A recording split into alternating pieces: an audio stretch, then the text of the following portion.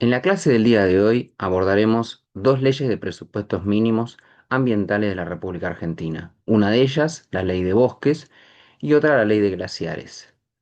Es importante destacar en qué consiste esta noción de presupuestos mínimos. A través de la sanción de la Constitución Nacional, su última reforma, en el año 1994, se incorporó el artículo 41. Este nuevo apartado, nuevos derechos y garantías, contempla un articulado específicamente en la protección ambiental. Ese artículo 41 determina el derecho a un ambiente sano y equilibrado. A su vez tiene una correlación con el artículo 124 que nos determina que los recursos naturales o bienes comunes naturales son de dominio originario de las provincias. Por lo tanto, esos recursos pertenecen y son gestionados por las provincias. Ahora bien, para tener una idea de un sistema federal y una concertación federal, como denomina el autor Frías, el artículo 41 determina que el Congreso de la Nación tendrá la facultad, la potestad de sancionar leyes de presupuestos mínimos. Esto recién es instrumentado en el año 2002 con la Ley 25675, la Ley General del Ambiente, que establece el concepto de presupuesto mínimo entendido como ese piso mínimo de derechos y obligaciones, esa base, esa tutela jurídica ambiental que establecerá un- una organización para todas las provincias de la misma forma en la protección de un ambiente, ¿sí? En la conservación y que ese piso mínimo deberá ser progresivo. Por lo tanto, las provincias no pueden retroceder en materia de protección ambiental, tanto por ese artículo 41 y esos principios de la Ley General del Ambiente, como el reciente Acuerdo de Escazú, que determina también el principio de progresividad y no regresividad en la cuestión ambiental. La Ley de Presupuestos Mínimos de Bosques Nativos es sancionada en el año 2007, una ley que se lleva a cabo durante la gestión en ese momento del gobierno de Néstor Kirchner. Tomemos la dimensión y la importancia de los bosques nativos en la República Argentina. De hecho, la ley lo determina específicamente al entender lo que los bosques brindan servicios ambientales que son fundamentales. ¿Y esto cómo entendemos como el servicio ambiental? Bueno, cada año los seres humanos tenemos un consumo sobre todo lo que nos provee el ambiente. Si entendemos la lógica del ambiente como un todo en el cual formamos parte cada uno de nosotros, como lo plantea la idea de la casa común del Papa Francisco o la idea del buen vivir de los pueblos indígenas, entendemos que formamos parte del ambiente, confrontando la idea de esa mirada antropocéntrica donde el ser humano utiliza todo y está para ese fin. Entonces, ante esta preocupación ambiental, es interesante que nosotros consumimos parte de todo lo que tenemos en el ambiente y eso en un año tiene límites. Bueno, hay ciertas cuestiones que son servicios fundamentales. Por ejemplo, en el caso de los bosques, es imprescindible para la cuestión de la regulación hídrica. Pensémoslo para las situaciones de las inundaciones que se presentan. A su vez, viene una conservación en la biodiversidad, una conservación del suelo, también en la calidad del agua, fija emisiones de gases de efecto invernadero, una gran relación con la década de los 90 y aquel protocolo de Kioto para buscar la disminución de los gases de efecto invernadero, y contribuye a la diversificación como a la belleza del paisaje. Entonces, es fundamental, muchas veces se lo denomina como los pulmones y uno de ellos también es el de la Amazonia en Brasil. Bueno, claramente la República Argentina posee una gran cantidad de bosques nativos, especialmente en el norte, y la provincia que tiene la mayor cantidad de bosques nativos es la de Salta. Ahora bien, esta ley viene a establecer una conservación de esos bosques nativos y se determina por categorías, ¿sí? Categorías que las va a definir la ley como un semáforo, una escala de semáforos que van a estar relacionadas con las actividades que se pueden o no realizar en aquellos bosques nativos. Bueno, la primera categoría, el primer color del semáforo es el rojo. y es determinada como un sector de un alto valor de conservación, que no tiene que transformarse. Incluye lo que son las cuestiones de reservas, la presencia también de los valores biológicos que se presentan en esos lugares y que tienen una gran relación también con las comunidades indígenas, en las cuales suelen habitarlas. Bueno, tenemos una segunda categoría que es la amarilla, como el semáforo, que es un sector de medio valor de conservación en el cual se pueden llegar a realizar ciertas actividades de aprovechamiento sostenible, ¿sí? Vinculadas al turismo, como a la investigación científica. Ahora llegamos a la categoría 3, que es el color verde, el cual es un sector de bajo valor de conservación y que sí se puede transformar parcial o totalmente. Ahora bien, para hacer ese cambio parcial o totalmente, nos va a hablar la ley de la idea de una evaluación de impacto ambiental que se debe llevar a cabo para habilitar esas zonas en las cuales se va a realizar lo que también conocemos como el desmonte. La ley utiliza un término que es el de manejo sostenible de los bosques nativos, del suelo. Y también la ley nos habla específicamente de un ordenamiento territorial de bosques nativos, el OTBN. Y esto como lo refleja la imagen que pertenece a los informes que se presentan periódicamente a través del Estado Nacional con mapeos sobre la situación de los bosques, ¿sí? Se realiza también esto, la cuestión de ese semáforo, como se visualiza en el rojo, amarillo y verde, y vemos como la zona norte del país es la mayor cantidad de bosques nativos. Este ordenamiento es desarrollado por las provincias. Y esto nos lleva a un caso muy trascendental, que es el de Dino Salas. Este caso es de suma relevancia porque sucede en el año 2009. Pensemos, esta ley pasa en el año fin del 2007 y en el lapso de un año llega a una causa a la Corte, de manera muy rápida es resuelta, donde en la provincia de Salta, previo a la sanción de esta ley y bueno, posteriormente a su implementación y promulgación, se empiezan a otorgar permisos de desmonte. Bueno, llega esta causa a la Corte y la Corte Suprema de Justicia de la Nación es muy interesante porque empieza a plantear que se debería realizar un cese inmediato de las habilitaciones que se estaban dando y que era totalmente irreversible el daño que se había generado, ¿sí? Pensemos que en la cuestión ambiental no es como una cuestión de otras materias, donde podemos llegar a buscar una reparación. No, acá las cuestiones a veces, las reparaciones llevan años o no se puede llegar al estado anterior del daño que se generó, en este caso el daño ambiental. Y es así como habla de esta irreversibilidad y a su vez plantea que se debían interrumpir todas las habilitaciones por parte de la provincia de Salta y se debía realizar un estudio ambiental acumulativo, muy particular porque se piensa en la cuestión de todo el daño que se dejó y también tomar dimensión de lo que se va a desarrollar de ahí en adelante. Ahora bien, bueno, ¿cómo se encuentra esto en el año 2025?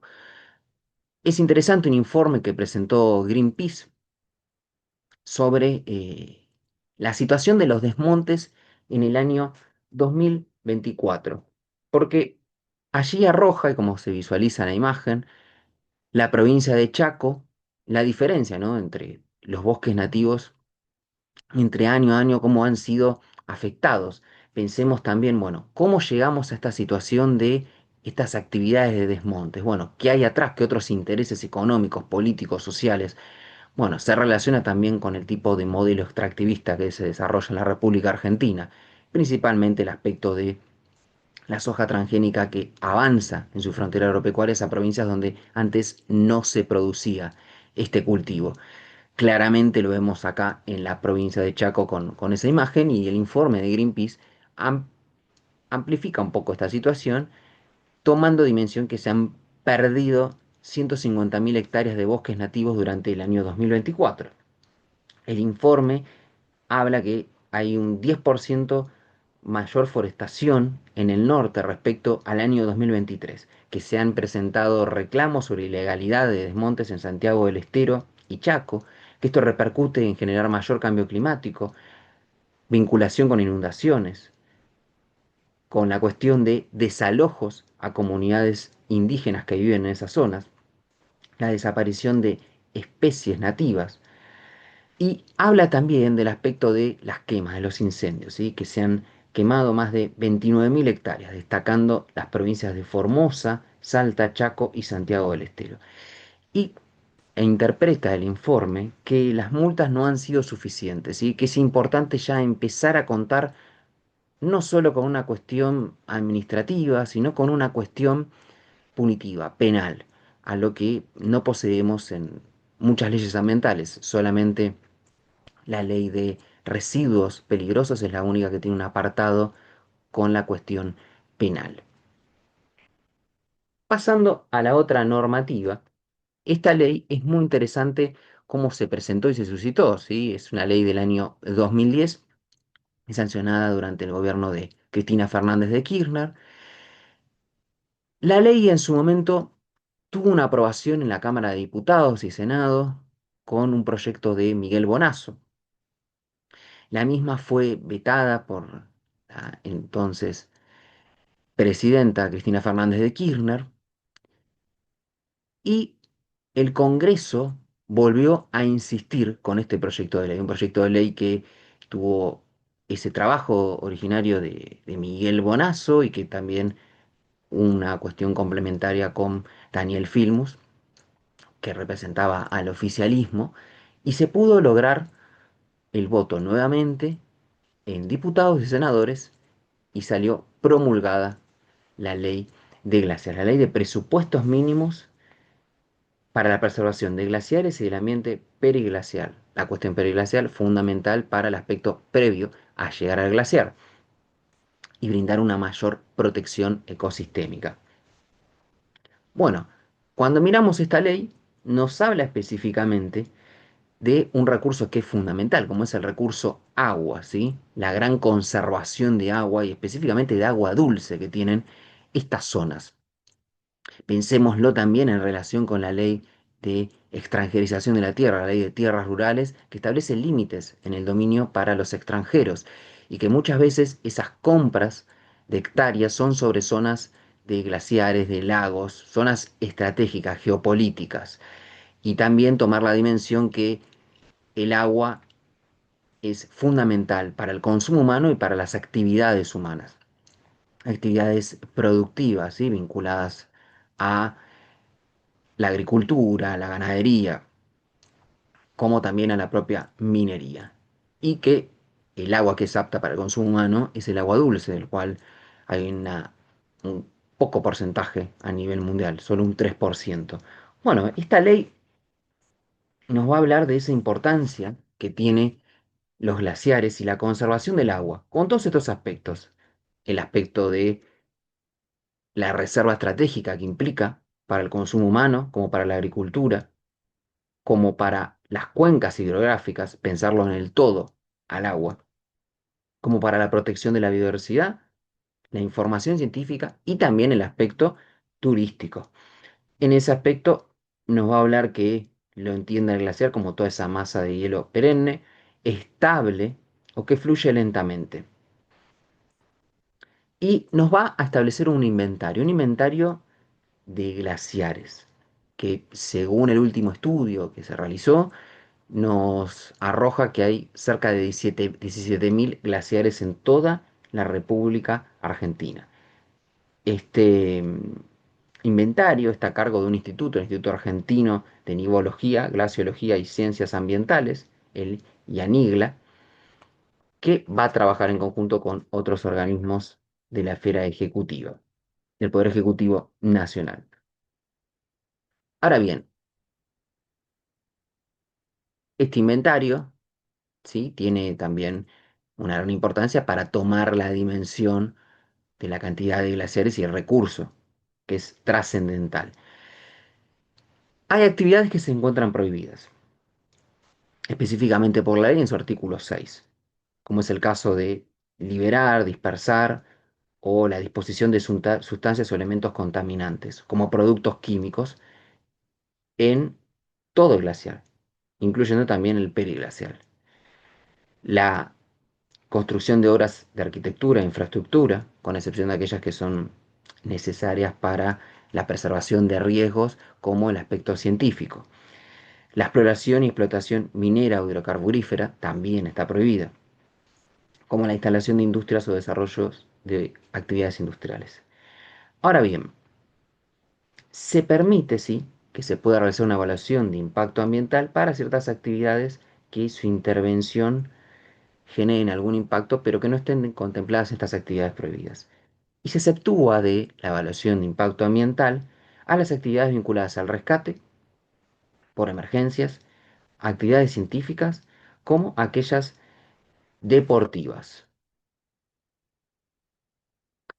Hechos destacables de esta ley, es importante tomar en consideración los intereses que hay detrás y que confrontaron cuando salió la sanción de la ley, ¿sí? Principalmente de empresas, en este caso como el de la Barrick Gold, en la provincia de San Juan.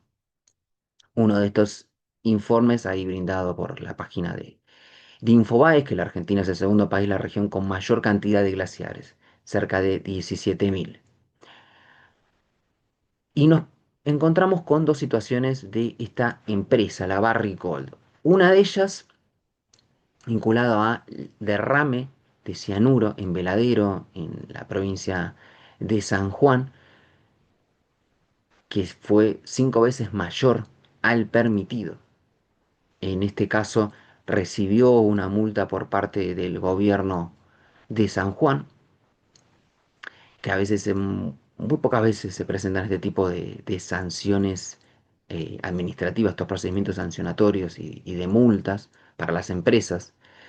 Y el otro aspecto es el de la Corte Suprema de Justicia de la Nación cuando resolvió un planteo de constitucionalidad que habían elevado el gobierno de San Juan y la Barrick Gold contra la ley de presupuestos mínimos de conservación de glaciares y el ambiente periglacial. En ese caso se estaban desarrollando algunas actividades o proyectos de minería, ¿sí? De extracción de recursos naturales. Entonces justamente la Barrick Gold en su proyecto generaba un impacto sobre estas zonas de glaciares. La Corte Suprema de Justicia de la Nación rechaza este planteo y entiende que no hay ningún tipo de contradicción en la ley de presupuestos mínimos ni que la nación avanza sobre las provincias. Claramente la Constitución Nacional, a partir de 1994, en su artículo 124, reconoce, ¿sí?, esa gestión de los recursos naturales en las provincias. Ahora bien, eso tiene un límite que está dado por los presupuestos mínimos ambientales que se establecerán a través del Congreso de la Nación. Es decir, que el propio Congreso va a ser quien va a determinar un piso mínimo de conservación por una cuestión de protección federal y nacional, interpretando que dicha cuestión no se encontraba legislada previamente a la sanción de 1900, la reforma de 1994.